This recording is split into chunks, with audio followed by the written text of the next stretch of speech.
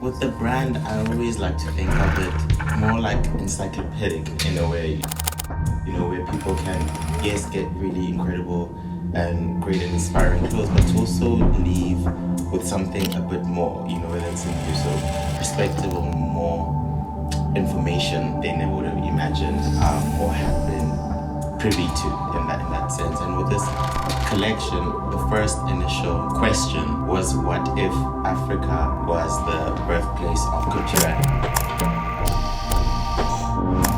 I think we relegate the idea of couture to like Europe in general, France in particular. But if you really think about it, the parameters of couture is this idea of storytelling. I'd like to think that I continue my heritage through what I do in fashion, and that's really was the starting point of this collection. I think I'm from Africa and we're sitting here like in Paris, and I think it's very interesting to see how those two worlds can intersect into an aesthetic.